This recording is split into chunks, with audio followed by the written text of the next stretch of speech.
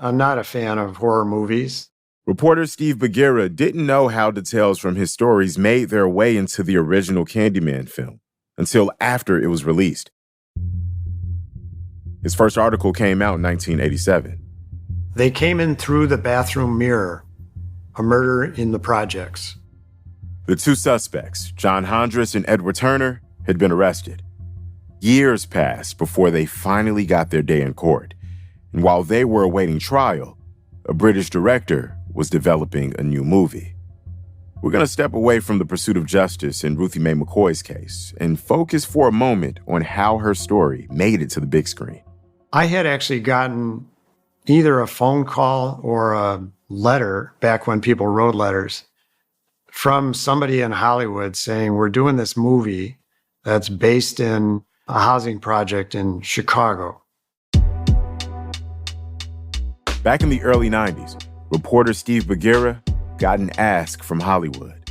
He doesn't remember the person's name, but the Hollywood rep asked Steve to be their guide when they visited Chicago. We understand that you're an expert on the projects, and could you show us around when we come to town to film? And we'll give you, I don't remember what it was, but it was like a couple $100 and a screen credit. The last thing Steve wanted to do was support a movie that made light of the project's living conditions or that trivialized the murder of Ruthie May. He'd been pitched before about turning Ruthie May's story into a movie, but at that first meeting, Steve was told that the main character of the film couldn't be Ruthie May or someone in the projects.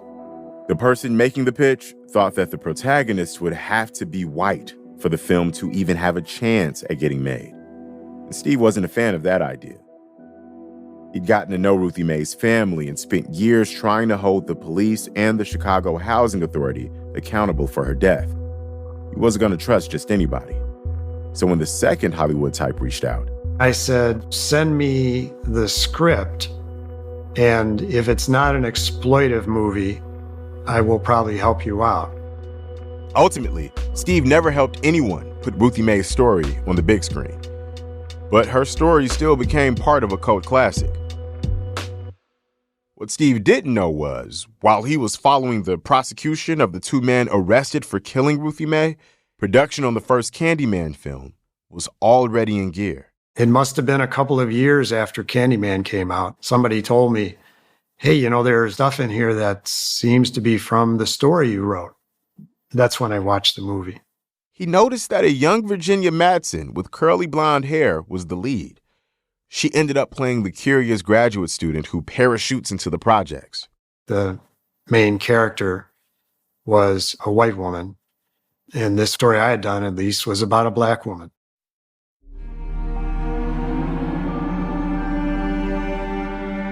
How did a movie about the horrors of a black housing complex end up centering on a white outsider? And how did elements of Ruthie May's story end up in the Candyman film? This period, after her death and before the trial, is when writer and director Bernard Rose started working on Candyman. He was the only person who could really answer my questions. We reached out and waited. Then, one June afternoon, we finally got the chance to talk. It's always a pleasure to talk about Candyman from a different angle. Rose told me how he found out about Ruthie May's story and didn't shy away from defending himself to critics. I can see why people think, why are they taking these details from this? But look, that's what fiction is. I'm Dometi Pongo. From 48 Hours, this is Candyman, the true story behind the bathroom mirror murder. Episode 4, based on a true story. I wasn't trying to make a thesis, I was trying to make an entertaining horror film. Bernard Rose wrote and directed the original Candyman that came out in 1992. He's talking to me on a Zoom from West Hollywood, wearing glasses and an all-black shirt. Rose has a graying goatee and an easygoing vibe. He told me he would have never predicted that his Candyman would still have an audience decades later. It feels like it has a much bigger shadow now than then. Before I asked him about Ruthie Mae McCoy and how parts of her story ended up in his movie, I wanted to know how he got the idea for Candyman in the first place. You'll remember, the movie's primary source material and the work that's officially credited in the film is Clive Barker's short story called The Forbidden. I knew Clive Barker. I knew him socially, actually, when I'd been doing another film at Pinewood Studios. According to Rose, he met Barker for lunch while they were both working at the same production studio. Critics liked Rose's first feature film, Paper House. It was a dark fantasy, and he was looking for a new project when he came across Barker's story, The Forbidden. I read that and I thought, you know what, this actually really works as a story. This is a great and interesting story. Rose, now in his 60s, is originally from London, if you didn't catch that accent. He told me that he'd always thought that a horror film needed a supernatural element. That's what appealed to him about The Forbidden, which is about a graduate student named Helen who investigates urban legends. It's set basically in a district of just outside of Liverpool called Kirby, which is very full of low-income housing and what they call in England council housing. As Helen visits the council housing, she conjures up supernatural forces while working on a research paper. I liked the fact that its heroine was an intellectual and she wasn't a kid. All of this sounds familiar to anyone who has seen Candyman. But what I found really interesting was the reason Rose took a liking to this story. The director told me that he loved how Helen approached this undertaking from an analytical perspective, not an emotional one. She was interested in this phenomenon of urban legends and what was going on in this housing project, but her interest wasn't to help people. It was to write a study, and I liked the kind of arrogance of that. He actually liked that Helen had little empathy for the community she was researching. He thought that arrogance made the story work. You know, I think it's much more interesting to follow somebody who's flawed, and I think there's always an element of punishment in a horror film, that she gets into trouble, and it's like there has to be something that she's done wrong in a sense, and the thing that she's done wrong is she's poked her nose in where it wasn't really wanted, you know? For his movie, he kept this aspect of Helen. The character Virginia Madsen plays is a middle-class woman, essentially parachuting into a low-income neighborhood. It was exactly the opposite of what they would have made you do in a kind of movie of the week TV film where she would have been trying to help people. She's never trying to help people. She makes no effort to help anybody in the film. He said that's a big part of the conflict. She didn't understand and was actually in a weird way exploiting the interaction. She just wants to write a paper and get praised for it, you know? Rose was inspired and thought this could be his next movie. His original plan was to keep the setting the same as Clive Barker's story, until the author himself suggested otherwise. Barker had also directed the film Hellraiser, and he had learned that American movie distributors sometimes balked at movie stars with thick accents. The film was set in Liverpool, and Liverpool accents were just like beyond the pale for them. So they decided to make the characters American. So according to Rose, if Hellraiser hadn't had a distribution problem, then Rose might never have set Candyman in Chicago. And in a way, I wouldn't be here talking about Ruthie Mae McCoy today. In his first draft, Rose hadn't thought of Chicago yet. He hadn't even set Candyman in any particular city. It was just a Midwestern city. It could have been anywhere. It could have been St. Louis. I don't know. It could have been Milwaukee. His approach to the story changed after he decided to actually visit locations. I wanted to go scout somewhere and do some research, and I ended up going to Chicago, mostly because I'd been there and I remembered how spectacular the buildings were. I mean, it was that shallow, you know. It's a spectacular looking city, right? And it's biased, but I agree. It's a city of architects, really. It is. And it's a city where architecture is very important. His interest in the architecture stood out to me since how the projects were designed is so crucial to how Ruthie May died and to the movie itself. Rose might not have clocked that yet, but when he went to Chicago, he started on a journey that would lead him to hearing about the murder of Ruthie Mae McCoy. Rose wanted to visit the projects.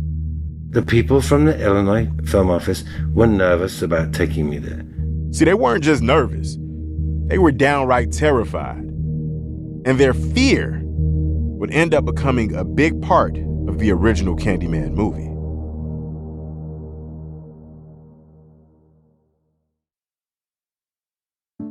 For people who have seen Candyman, it's odd to think Bernard Rose's first script didn't mention race at all. The conflict was just about class originally, which might make sense for someone writing from a British perspective, where race and class might not be as inextricably linked. But in America, you can't talk about class inequities without talking about race, too. And definitely not in the highly segregated city of Chicago. In the final version of Rose's script, Helen has a black friend who is also middle class that goes with her to visit the projects. She feels as alienated from the people in the projects as Helen does, except that she's more embarrassed at Helen's behavior because she understands that it's embarrassing to behave this way. Race takes center stage in Rose's movie, whether he intended it that way or not. Janet Maslin of the New York Times put it this way in her review. She writes, "The horror unfolds inside a housing project and plays out provocatively against a backdrop of racial injustice. In the movie, the killer is a reincarnation of a well-to-do black man who was tortured and lynched by a mob in the 1800s. Daniel Robitaille's crime was dating a white man's daughter. The mob hunts him down, beats him, chops off his hand, and smears his battered body with honey before bees sting him to death. The lynching is graphic. But all of those plot details were only added after Bernard Rose went to Chicago." I contacted the people who were at the Illinois Film Office, and certainly in that era, if you said you wanted to come in and potentially shoot a film in a city, they would show you around. And they would always ask you for a list of locations as to what your film needed. And, top of the list was housing projects. The first place they took me was Cabrini-Green. He said they also took him to another project, but not Grace Abbott, where Ruthie May had lived. I don't think I ever went there. Rose was surprised by how nervous the people from the Illinois Film Office seemed as they took him to visit Cabrini-Green, which was the closest project to downtown. No project is more notorious than Cabrini-Green. The 23 high-rise buildings of Cabrini, with their 15,000 residents, are described as a chamber of horrors. The occupants are terrorized day and night by vandals and teenage gangs. 7,000 families are on a waiting list for public housing in Chicago, but 400 units at Cabrini-Green have been vacated by families trying to escape the lawlessness. Those CBS News reports were from 1970. By then, between media attention and its depiction in TV shows, Cabrini began to have quite the reputation. In Cabrini-Green at the time, there was a police station in the middle of the project. And I think we had to go there. And then we were escorted around the place by an officer, And they didn't think it was safe to go there otherwise. That was their attitude. Were you taken aback by that? Yeah, extremely, to be honest with you. I was shocked. And of course, when somebody has that kind of drama around going into what is basically just an apartment block. I mean, it's not really any more complicated than that. It's a bunch of apartment blocks. He said the upper floors were empty, and he had to admit the buildings were creepy. There was an atmosphere there of fear, but the fear was not from the people who lived there. The fear was the people from the Illinois Film Commission and the cops. And that really kind of shocked me. I thought, wow, there's something here, because one of the first key tenets of making a successful horror film is having a scary setting. I thought, these people are scared of going here. Did they tell you anything about why they were so scared of this community? They basically said there were groups of gangs that held the neighborhood hostage. During his visit, Rose was able to talk with cops who policed the buildings on a day-to-day basis. I learned that actually the danger was exaggerated, and that in itself was part of the racism that surrounded the place. And what is the primary component of racism is fear, right? Outsiders were afraid of the people who lived there, afraid of what could happen there. Their prejudice stoked their fear. What the cops said to me is if you're a white person walking around here, they're not actually going to bother you at all because they're going to assume you're a social worker or a cop. Rose worked these details from his own experience into the script. In Candyman, Helen gets mistaken for a cop when she's seen in the projects. When I rewrote it set as about Cabrini-Green, and I just used everything I'd seen and heard. That decision to replicate these fears on screen is a choice that has sparked debate. Debate from scholars like Robin Means Coleman.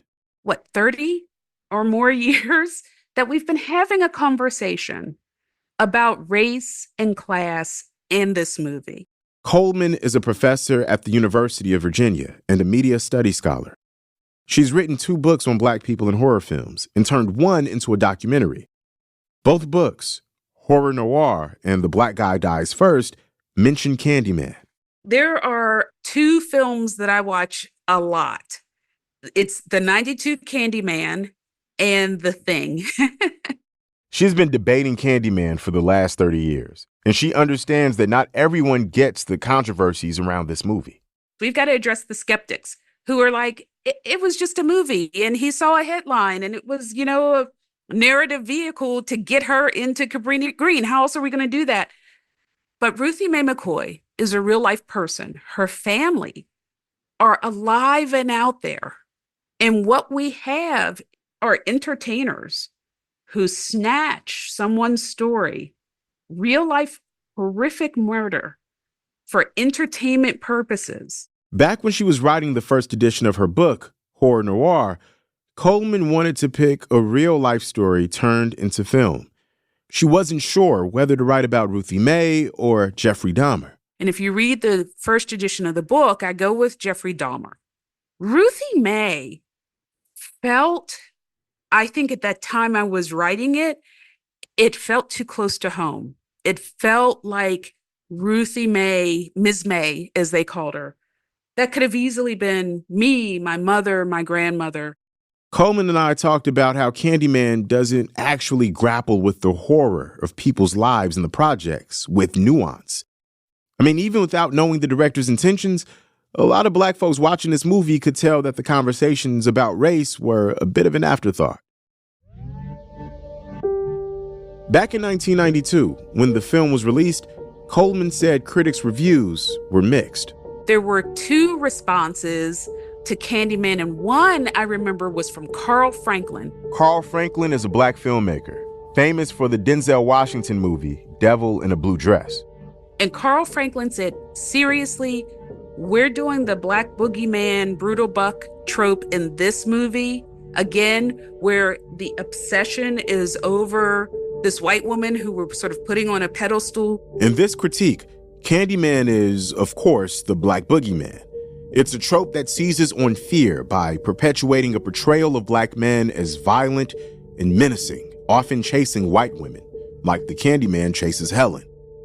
The trope goes all the way back to Hollywood's first blockbuster film, The Birth of a Nation, which depicts the KKK and is blamed for inspiring a spike in real-life lynchings and race riots. Do we need yet another movie that glorifies that kind of stereotype, that kind of trope? Roger Ebert, who was white, had a different opinion. Based in Chicago, Ebert was a well-respected movie critic.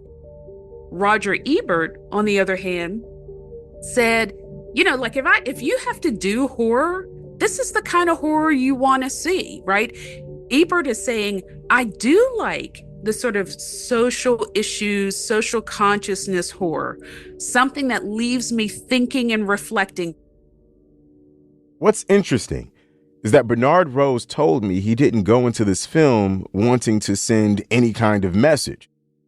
But there were signs that he knew that what he was making touched a nerve. I was in post-production on Candyman. At the time, it was April 1992. Parts of Los Angeles were on fire. In Los Angeles, the deadly aftermath of the Rodney King verdict, violence, arson, and anguished cries. Riots broke out across the city after white police officers were acquitted of excessive force. The public outrage stemmed from the fact that these officers were caught on videotape brutally beating this black motorist. His name was Rodney King. We were supposed to have a test screening somewhere that week, and the riots started happening, and people got very frightened. And I was mixing in a stage in Hollywood, and the mixer was grinding through the scene with the dog and the blood and all this. Rose is describing a gruesome scene where Candyman had cut off a dog's head in a project apartment. And I said, I'm not happy with that. You need to go back and change something. And he said, no, I'm not going back. I'm not changing it because I'm not looking at this film anymore. Rose was warned that the film might be, quote, a bit too much. And that test screening never happened. And then the film got released without it, which is probably a good thing, because who knows what they might have made me take out. What he did include, he told me, largely came from his visits to Cabrini-Green. During his first visit with the Illinois Film Office, he connected with a woman who lived there. We bumped into a lady who had her kid in a stroller, whose name was Henrietta Thomas, who was like asking us what we were doing, basically. He explained how he was working on a movie. I told her it was about this sort of mythical kind of monster that haunted the place kind of thing. And she was basically saying, oh yeah, well, that's true, by the way. And what was she talking about? She said, oh, there are like ghosts and demons that haunt this place. The director realized Candyman could haunt a place like this, too. This idea went back to something from Clive Barker's The Forbidden. So really, the whole thesis that Clive had, that people who live in situations which make them uncomfortable, it's not uncommon for them to create something that's worse and more uncontrollable, because in a weird way it makes them feel safer. During his visits to the projects with the Illinois Film Office, Rose asked the tenant he'd met, Henrietta, if he could come back to Cabrini-Green on his own. I thought, okay, I'm going to just call her after we've left and just go there on my own and see what really happens. The two had dinner, and he got to see Cabrini-Green from a tenant's perspective. Rose decided to hire Henrietta to be a consultant on the film and based a character on her, too. The character's name is Anne-Marie. And in the movie, a major plot point is when Candyman steals Anne-Marie's child. As for the real person, she had a young kid, and it was just a place that she lived that, honestly, she liked living because it was near downtown Chicago. Rose said that she was actually the first person to bring up the details of Ruthie May's murder. It was she who told me the story about the medicine cabinets, and that somebody had been killed in another home that had a similar design with the floor with the medicine cabinets, and you could get in and out the apartments, and that someone had broken in and killed somebody. She told me that story and said that that was something that disturbed her. It was the kind of violation that was visceral and memorable. I thought all this detail is so rich, and it grounds the film. And if you want to make something scary, it has to be recognizable. But when the art is that recognizable, when the art represents real trauma, it has to be handled with care. We might be having a different conversation even if at the end of the film it said, in memory of Ruthie May, right? Or read more about, and we've got models for this. She pointed to Steve Bagheera as one of those models. When he's writing his article and he writes subsequent articles, he doesn't point back to his own journalism. He says, learn more about housing projects, learn more about how this happened. Meanwhile, the director wanted to unnerve people and knew that he was parachuting into the projects just like his movie's protagonist, Helen. So I was essentially doing what Helen does in the film. I was like walking around, gathering things for my own benefit. But where did he gather so many details about Ruthie May's murder? He said Henrietta told him that someone came in through a medicine cabinet and killed a woman. But that's not how he learned Ruthie May's name. What does he have to say to folks who believe that his film exploited Ruthie May's killing? It's not the same murder as that murder. That was an entirely unrelated event. It's just that really the only thing that's taken is the detail of the bathroom cabinets.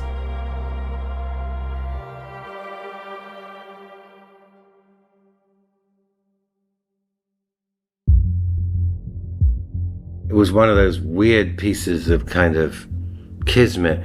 I think I was in the hotel and I literally opened the Chicago Reader and there was an article about it. Director Bernard Rose had come to Chicago to visit Cabrini-Green, and a tenant had told him about this murder where a killer or killers came in through a medicine cabinet. He happened to be visiting the city just when Steve Bagheera's second article about Ruthie Mae McCoy's life and murder was published, July 1990. If you missed that issue of the Reader, unless you had gone to a library and looked it up on a microfilm, you would never find it. So in his movie, that's what Helen, the blonde grad student, does. She goes to the library and looks it up on a microfilm. Do you remember the title of the article that you read that caught your attention? I mean, it's very similar to the depiction in the movie. It's something like what killed whatever the lady's real name was, life in the projects with a question mark. I think that was it. That lady was, of course, Ruthie Mae McCoy.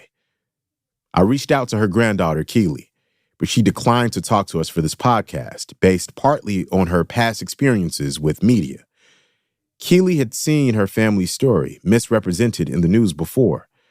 She said while a film was being made that mentioned Ruthie Mae's killing, her mom, Vernita, was dealing with the real-life aftermath of Ruthie Mae's death.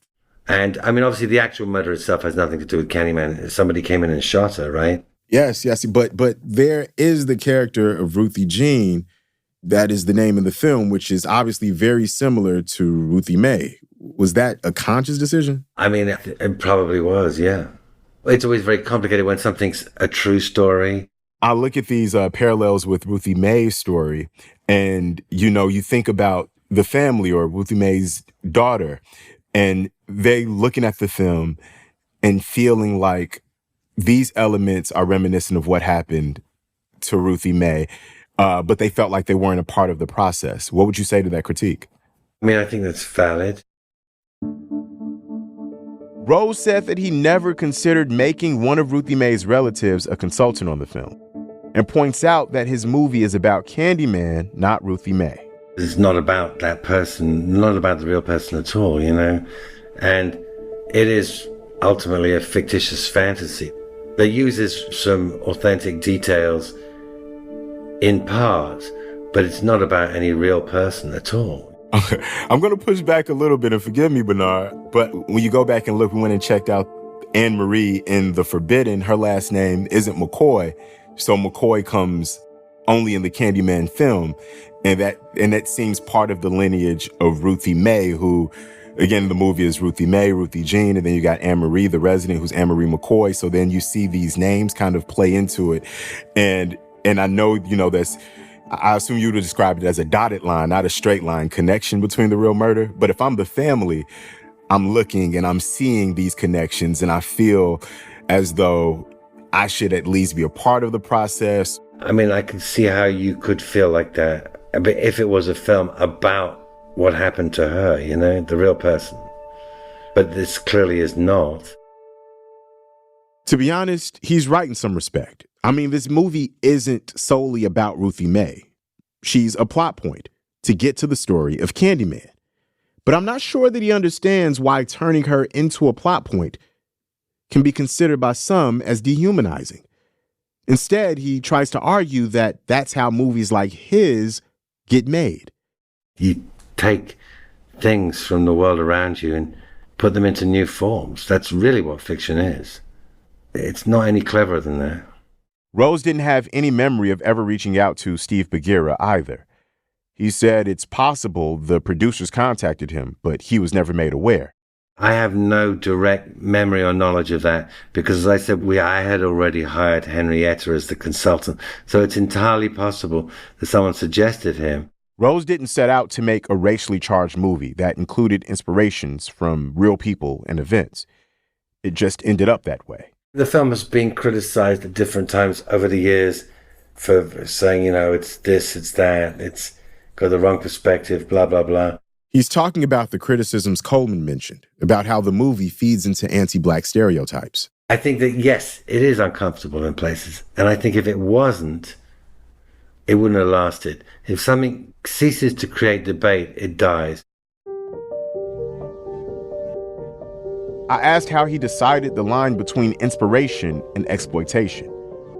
His answer, again, reminded me a little bit of how he described the character Helen's approach. Well, I think that if you take anything, whatever you do with it, there's an element of exploitation. And you have to just accept that's what you're doing.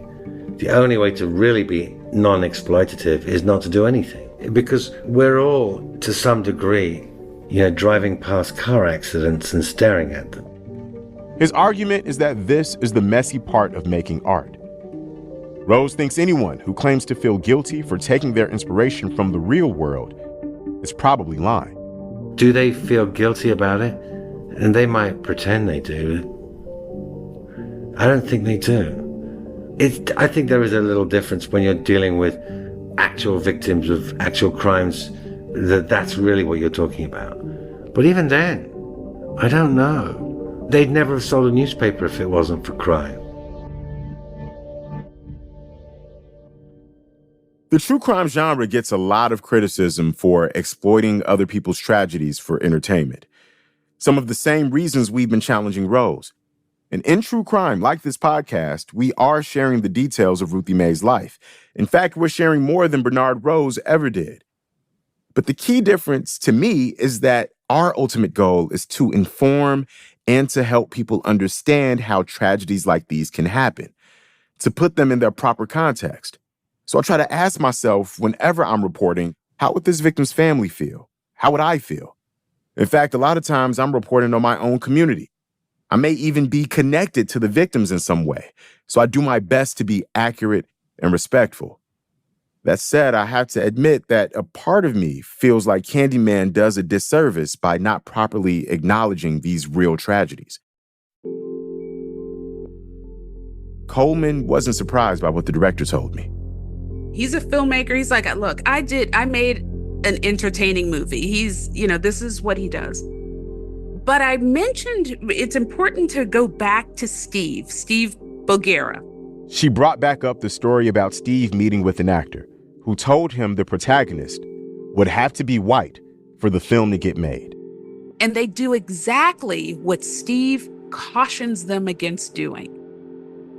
At times, Steve felt strange in general about being a white man writing about people of color. I totally understand the feeling that it's wrong that people who are poor, and in this case Black, at that time at least, the stories were told by white people. But he also knew these stories were being overlooked by mainstream outlets. I always felt like it was better that it was told by someone, and that I would do my best to faithfully represent what their experience was like. For Rose, keeping Ruthie May's story alive is now part of the film's legacy. So there is a memorializing effect, and that's got to be positive. But look, I can't imagine how traumatic it is for family members to have to deal with someone in their family that's murdered. It's almost like what the Candyman says. What's worse? Is it worse to be forgotten or to be remembered? Well, the Candyman, he kills so as not to be forgotten. That's his whole motivation. He sheds innocent blood to keep people talking about him. If people remember what happened, that can never be bad, in my opinion. I think when things are forgotten or denied, that seems the unhealthy thing to me. Keeping Ruthie May's memory alive also means that the failed housing policies of Chicago's past can't be swept under the rug. The heart of any problem was that the housing authority had allowed these buildings to rot. To Rose's point, there is a chance I wouldn't be talking about Ruthie May's murder if not for this film. And while Candyman turned me onto the case, her murder and the trials of the two men arrested for her killing are what we'll cover next. Edward Turner and John Hondras pleaded not guilty to the charges of murder and robbery. Their names had come up repeatedly as police talked to the residents of the project building where Ruthie May was killed. I can understand that from a detective's point of view, that you would hone in on the two people who are mentioned regularly. But of course, that doesn't mean that they did it. Steve Bagheera attended the trial. The state's attorneys had a little bit more evidence against Turner, so they made it technically a death penalty case. Prosecution's case relied heavily on a 6-page statement from a witness named Tim Brown. Their plan was to have him take the stand and repeat the chain of events the state's attorney wrote down when they interviewed him. But suddenly, Tim Brown wasn't so sure what he saw that night. He got on the stand and flipped on the state's attorneys. That's next time on Candyman, the true story behind the bathroom mirror murder. From 48 Hours, this is Candyman, the true story behind the bathroom mirror murder. I'm your host and co-executive producer, Dometi Pongo. Judy Tygard is the executive producer of 48 Hours. Jamie Benson is the senior producer for Paramount Audio, and Maura Walls is the senior story editor. Development by 48 Hours field producer Morgan Canty. Recording assistance from Marlon Polycarp and Alan Payne. Special thanks to Paramount Podcast Vice President Megan Marcus. Candyman, the true story behind the bathroom mirror murder, is produced by Sony Music Entertainment. It was reported, written, and produced by Alex Schumann. Our executive producers are Catherine St. Louis and Jonathan Hirsch. Our associate producer is Summer Tamad. Theme and original music composed by Cedric Wilson. He sound designed and mixed the episodes. We also use music from APM. Fendel Fulton is our fact checker. And our production manager is Tamika Balance-Kalasny. Don't want to miss the next episode of Candyman, the true story behind the bathroom mirror murder? Tap follow on Apple Podcasts, Spotify, or wherever you get your podcasts. And leave a rating if you like the show. See you next Thursday.